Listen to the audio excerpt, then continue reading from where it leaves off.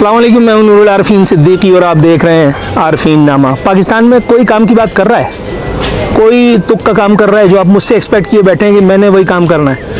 थक गया था, बल्कि यूँ कहिए पक गया था। कराची छोड़ करके भागा हूँ, इस्लामाबाद में इस वक्त मुनाल के मकाम पर मौजूद हूँ।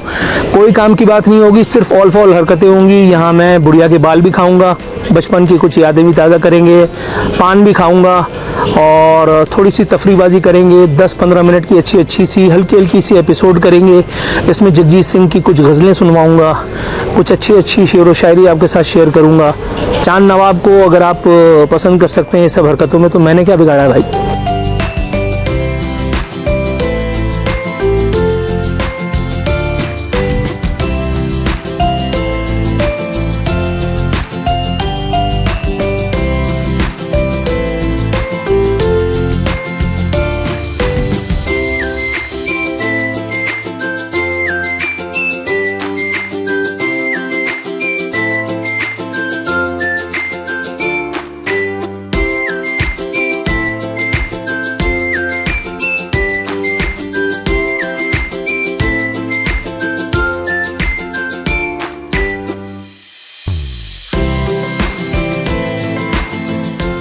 कॉटन कैंडी खा रहे हैं, जिसको बुढ़िया के या गुड़िया के बाल कहते हैं। बात यह है कि कभी कभी ये सब हरकतें भी होनी चाहिए। जगजीत सिंह कहते हैं, हम आपके दिल में रहते हैं। कहीं मंजिलों का निशान नहीं, कहीं रास्तों की खबर नहीं। कहीं मंजिलों का निशान नहीं, कहीं रास्तों की खबर नहीं। मेरे दर्द को न समझ सके मेरे दिल पे जिसकी नज़र नहीं। मैं जो हर घड़ी हूँ लुटा तेरे बामुदर पे रुका रुका। मेरे दिल को कैसे करार हो, मेरी रात की है सहर नहीं। ये जगजीत सिंह का नहीं, खुद नूरुल आरफीन सिद्दीकी का कलाम है। बातें कुछ हल्की फुल्की करनी थी, लेकिन ये इश्किया अशार आपकी खिदमत में पेश किए और साथ साथ में बुढ़िया के बाल भी ट्राई कर रहा हूँ। बेगम मेरी कहती है कि मैं खुद भी बुढ़ा हो चुका हूँ, लेकिन इस्लामाबाद आया हूँ तो कोई और हरकतें भी ऐसी करें। मैं बुढ़िया के बाल निपटाता हूँ, जब तक आप ज़रा एक चक्कर लगा के देखें यहाँ पे पार्टियाँ कौन कौन सी आई हुई हैं।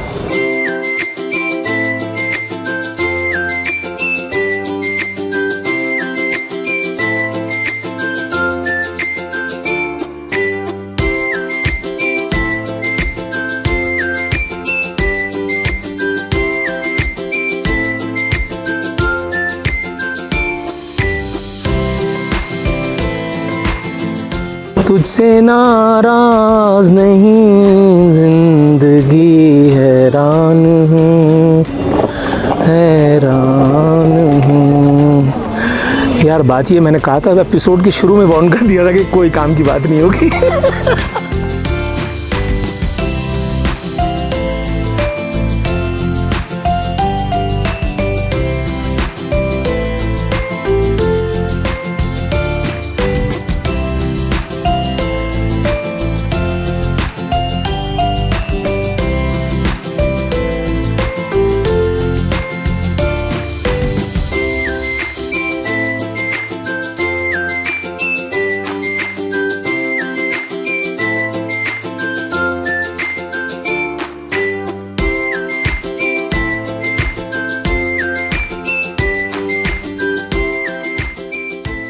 मेरे अक़ब में आपको जो ये लाल बत्तियाँ नज़र आ रही हैं, ये इस्टेब्लिश हो रहा है कि यहाँ पे ज़िंदगी के असरात कुछ तो पाए जाते हैं। यहाँ आने से पहले शहादत से हम करार होते होते बचे हैं। वो तो शुक्र है गाड़ी ऑटोमेटिक थी, वरना इस वक्त रौंद दिए गए होते। लेकिन इन सब चीज़ों से कता नज़र मेहदी भाई ने जो कौम को समझाया है, अगर उसे ही समझा जाए तो मक्खन जैसी लड़की है तू, गुस्सा है तूफ़ान का, मर गया तेरे पीछे बलिए मुंडा पाकिस्तान का। और सबसे मज़े की बात यह है कि ये गाना फिल्माया गया है सुल्तान राही पर। इस गाने के बोल सुन करके यकीन नहीं आता कि ये गाना कभी मेहदी हसन ने गाया होगा। जैसे आपको ये एपिसोड देख करके यकीन नहीं आ रहा कि ये आरफीन नामा है, लेकिन मैं आपको खुदा की कसम खा करके बताता हूँ कि अब आरफीन नामा कुछ इसी किस्म का मिलेगा। मक्खन जैसी लड़की है तू, गुस्सा है तूफान का। मर गया तेरे पीछे बलिए मुंडा पाकिस्तान का।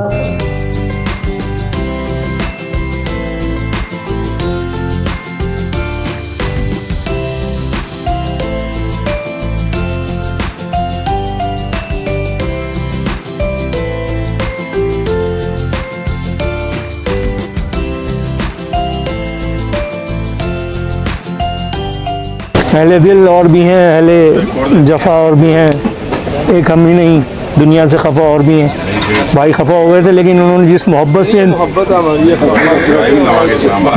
से इन्होंने मुंह में पान घुसेड़ा है, वाजिब है कि अब ये पान पूरा खाया जाए, पूरा चबाया जाए अमिताभ बच्चन की याद में। जब उन्होंने फरमाया और करोड़ों का दिल लुभाया कि खई के पान बनारस वाला, खुल जाए बंद अकल का ताला, ये हॉर्न में यही बजाना था। Be Pakistani, proud to be Pakistani.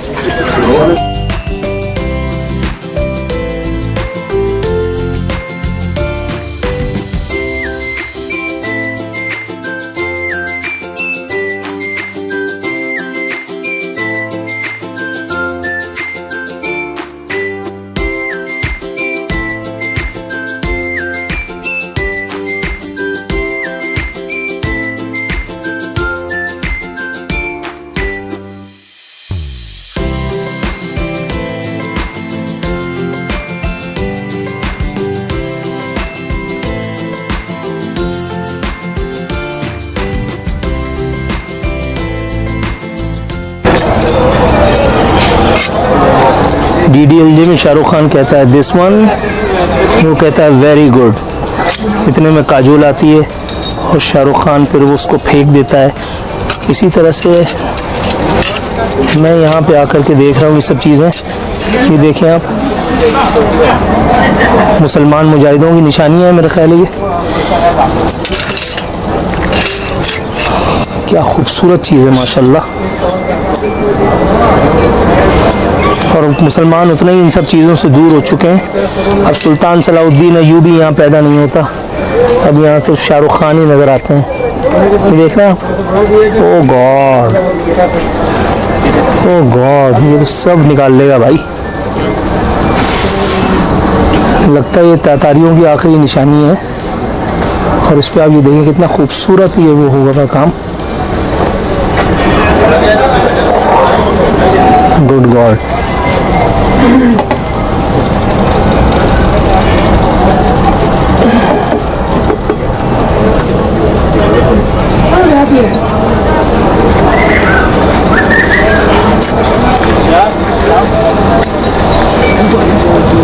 Beautiful. यानी कारीगरी का शाहकार। किसी ज़माने में ये सब चीज़ें मर्दों की शान समझी जाती थी, मुसलमानों के घरों में लोगों को तालीमात दी जाती थी।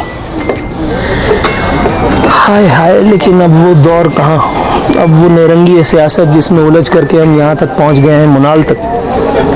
अब उसमें हालत ये है कि हाथी के दांत दिखाने के और खाने के और हैं। ये देखिए, हाथी पे याद आया, ये हाथी भी यहाँ मौजूद है। मैं उस दिन नेट पे देख रहा था, सुल्तान टीपू शेर के बड़े दिलदादा थे मौसूफ। उनकी अंगूठी में भी शेर जो है वो लगा हुआ था। मैंने अपने स्टेटस पे, व्हाट्सएप स्टेटस पे भी लगाया था वो। उनकी तलवार, यहाँ मैंने एक तलवार देखी थी, ये तो खैर छोटी है लेकिन वो उससे भी बड़ी थी। ये छोटी तलवार है, इससे भी माशाल्लाह वो लंबी तलवार थी, लेकिन जंग आलूद थी। क्योंकि जिस वक्त उसको निकाल करके और चलाना चाहिए था मीर जाफ़र और मीर सादिक पर, उस वक्त वो काम हुआ नहीं। आखिर में जब खाना खाते हुए उनको नवीद मुसर्रत इन्वर्टेड कॉमास में मिली कि अंग्रेज़ों ने हल्ला बोल दिया है, तो आखिरी ऑप्शन जो उनके पास था वो ये कि बहादुरी से लड़ते हुए शहीद हो जाते, और ऐसा ही उन्होंने किया। शहीद होकर के वो अमर तो हो गए, लेकिन साथ ही साथ तारीख़ का एक नहायत कड़वा सबक ये भी है कि टीपू सुल्तान जाते जाते हमें ये भी बता गए कि अगर दुरुस्त वक्त पर मुस्बत नताइज के हुसूल के लिए फ़ैसले न किए जाएँ, अक्लमंदाना दानिशमंदाना फ़ैसले न किए जाएँ, तो इंसान का हश्र फिर टीपू सुल्तान जैसा होता है। नाम के साथ सुल्तान लगा लेने से कोई सुल्तान नहीं हो जाता। नाम से पहले भी अगर आप सुल्तान लगाएं, सुल्तान सलाहुद्दीन अय्यूबी, तो नताइज बिल्कुल मुख्तलिफ होते हैं। ये वो आदमी था जिसने दुनिया की तारीख़ में, मुसलमानों की तारीख़ में पहली मरतबा लफ्ज़ सुल्तान लक़ब जो है वो इख्तियार किया था। जब ये मरा तो न जाने कितने मुल्कों पर कितने हज़ार मुरब्बा मील का ये मालिक था, और 9 तलवारें इसकी जो है वो कुल असासा थी। उन तलवारों को बेच करके और सुल्तान सलाहुद्दीन अय्यूबी का जो है वो कफन तैयार किया गया, और उसके बाद सुल्तान सलाहुद्दीन अय्यूबी उनको दफन कर दिया गया। सुल्तान सलाहुद्दीन अय्यूबी तो दफन हो गया, लेकिन टीपू सुल्तान के बरक्स एक बहादुरी, शुजाअत, जांफिशानी, डिसीजन मेकिंग की जो अनमिट नक़ूश वो तारीख़ पर छोड़ करके गया है।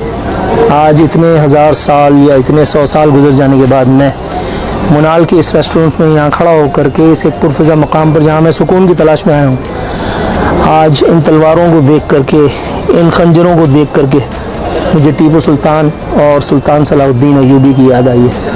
फ़ैसला हमने करना है। टीपू सुल्तान वाले नतीजे का इंतज़ार कर रहे हैं मैं और आप, या हमें सुल्तान सलाहुद्दीन अय्यूबी की तरह कुछ करना है। मैं ये नहीं कह रहा कि हम तलवार उठाएं और उसके बाद फिर गज़ा पर चढ़ाई करते इसराइलियों की मरम्मत करना शुरू कर दें, ये प्रैक्टिकली पॉसिबल नहीं है। लेकिन शायद और बहुत कुछ है जो हम कर सकते हैं, और बहुत कुछ है जो शायद हमें कर जाना चाहिए था, लेकिन हम नहीं कर रहे हैं। नहीं करने का नतीजा कौन कौन कहाँ कहाँ किस किस जगह किस किस अंदाज में भुगत रहा है। इंटरनेट पे बहुत ज़्यादा मुश्किल नहीं है, गज़ा लफ्ज़ लिख करके और टाइप कर दीजिए और देखिए उन बच्चों को सर छुपाने की जगह मुयस्सर नहीं है। सुबह वो अपने माँ और बाप के साथ होते हैं, और शाम में या उनका बाप उनको दफन कर रहा होता है, या उनकी माँ उनके बाप के जाने का नोहा पढ़ रही होती है। ये है वो कमज़ोरी जिसका खुमियाजा दुनिया के किसी और देश में मेरा कोई भाई, मेरा कोई बेटा, मेरा कोई बच्चा भुगत रहा है, और इसकी ज़िम्मेदारी आयद होती है तो हम सब पर, आप पर, मुझ पर, हम तमाम लोगों की इज्तिमाई गैर दानिशमंदी पर, जिसका खुमियाजा आज उम्मत मुस्लिमा भुगत रही है। एपिसोड तो लाइट सी थी, लेकिन बस रवा रवी में ये बात यहाँ तक आई।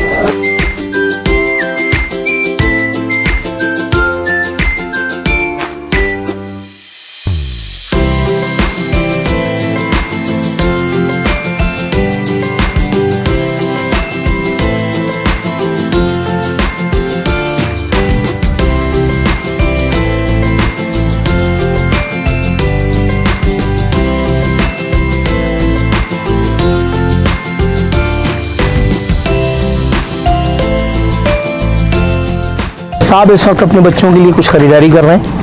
हातिम ताई की खबर पे नहायत इफ्तिखार के साथ लात मारते हुए मैंने 3 घड़ियों की एक मुनासिब कीमत तजवीज़ की अपने भाई को। अगर ये फंस गया तो ठीक है, वरना अपनी जेब कुछ और हल्की हो जाएगी। मेरे भाई, ये ग्रीन के अलावा कोई और कलर नहीं है आपके पास?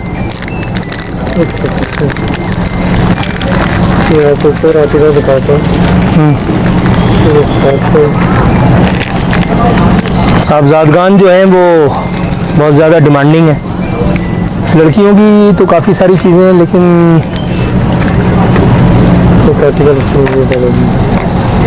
नहीं ये नहीं। ये कितने की है? सेम रेट है।